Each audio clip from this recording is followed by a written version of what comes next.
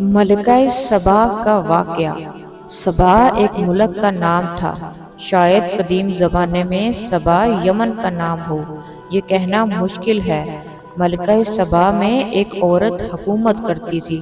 कहा जाता है कि एक मर्तबा हज़रत सुलेमान अलैहिस्सलाम का दरबार लगा हुआ था।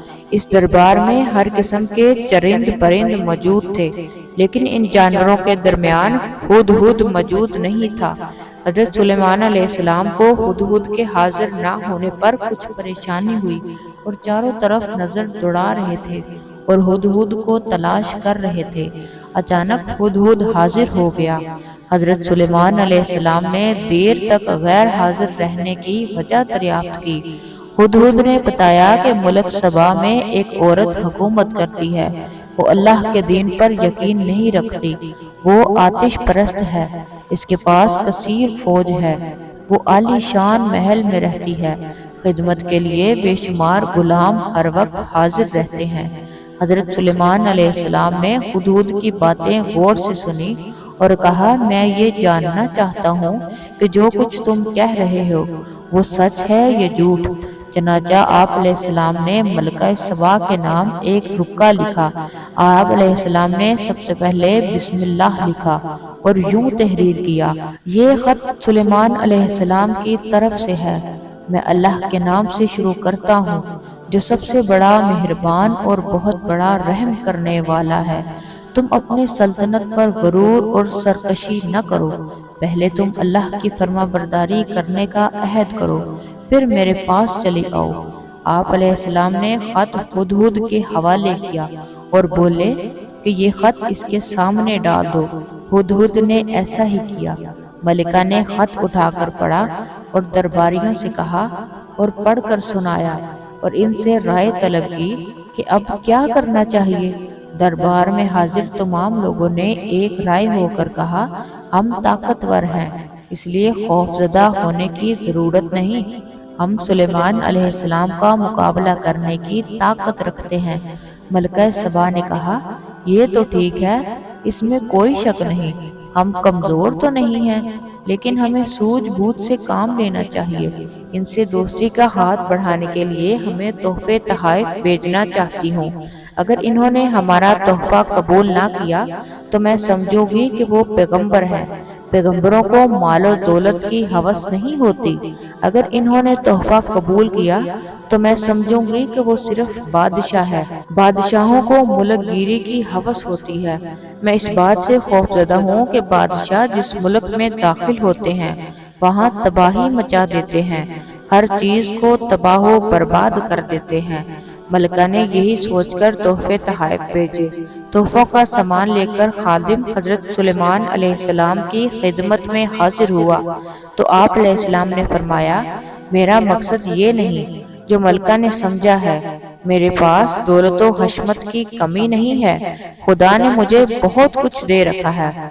मैं चाहता हूँ कि मलिका मेरे हुक्म की तामील करते हुए मेरे पास चली आए। अगर इसने मेरे पास आने से इनकार कर दिया तो मैं लश्कर लेकर पहुंच जाऊंगा। मलिका को रुसवाई उठानी पड़ेगी। खादिम ने हजरत सुलेमान अलैहिस्सलाम का पैगाम मलिका तक पहुंचा दिया। मलिका ने रवानगी के लिए तैयारी शुरू कर दी। आप अलैहिस्सलाम ने मलिका को रवानगी की खबर मिल चुकी थी तो आप अलैहिस्सलाम ने जिन्नों से पूछा कि मलिका को यहाँ कौन ला सकता है। इनमें से एक जिन ने कहा, मैं पलक झपकते ही मलिका को हाजिर कर सकता हूँ। आप अलैहिस्सलाम ने इजाजत दी तो एक जिन तख्त समेत मुल्क सबा को ले आया। हजरत सुलेमान अलैहिस्सलाम ने अल्लाह का शुक्र अदा किया और हुक्म दिया कि इस तख्त की शक्ल बदल दी जाए। जब मलिका दरबार में पहुंची तो इससे पूछा कि क्या तेरा तख्त भी ऐसा ही है। इसने कहा, ये तो वही है।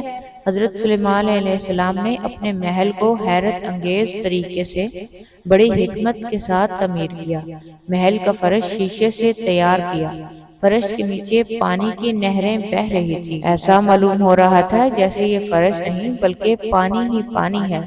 جب ملکہ سبا محل کے فرش پر پاؤں رکھنے ہی والی تھی کہ پیچھے ہٹ گئی اور اپنے پائچے اوپر چڑھا کر ایک خادم نے ملکہ کی حرکت دیکھ کر کہا، یہ پانی نظر آ رہا ہے، لیکن یہ پانی نہیں ہے بلکہ فرش ہے، پائچے اٹھانے کی ضرورت نہیں ہے۔ ملکہ یہ عجوبہ دیکھ کر دھنگ رہ گئی اور کہنے لگی، اے پروردگار، میں نے اپنی جان پر ظلم کیا ہے، میں سلیمان کی بات مانتی ہوں، اللہ ہی تمام کائنات کا رب ہے۔ ملکہ سبا حضرت سلیمان علیہ السلام پر ایمان لے آئی اور آپ علیہ السلام سے نکاح کر لیا۔ ایک مرتبہ حضرت سلیمان علیہ السلام اپنے بھاری لشکر کے ساتھ رستے سے گزر رہے تھے۔ اس راستے پر چونٹیاں چل رہی تھی۔ حضرت سلیمان علیہ السلام کی سواری دیکھ کر چونٹیوں کے سردار نے چونٹیوں کو خبردار کرتے ہوئے کہا کہ حضرت سلیمان علیہ السلام اپنے لشکر کے ساتھ گزر رہے ہیں، ایسا نہ ہوئے کہ تم سب حضرت سلیمان علیہ السلام اور ان کے مصائبوں کے قدموں کے نیچے آ کر روندے جاؤ، تم سب اپنی حفاظت کے لیے بلوں کے اندر گھس جاؤ۔ چونٹیوں کی یہ بات سن کر حضرت سلیمان علیہ السلام مسکرائے اور خدا کا شکر ادا کیا۔ بیان کیا جاتا ہے کہ حضرت سلیمان علیہ السلام عجیب و غریب حالت میں وفات پا گئے۔ آپ علیہ السلام ایک مقام پر عصا ٹیک لگا کر کھڑے رہے اور اسی حالت میں آپ علیہ السلام کی روح پرواز کر گئی، لیکن آپ علیہ السلام گرے نہیں۔ آپ کی وفات سے سب بے خبر تھے۔ جب عصا کو دیمک چاٹ گئی تو آپ علیہ السلام گر پڑے۔